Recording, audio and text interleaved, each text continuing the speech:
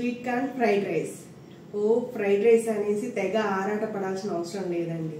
చాలా సింపుల్గా చేసుకొని పిల్లలకి లంచ్ బాక్స్ పెడితే వాళ్ళు చాలా హ్యాపీగా లంచ్ తినేసి ఇంటికి హ్యాపీగా వస్తారు.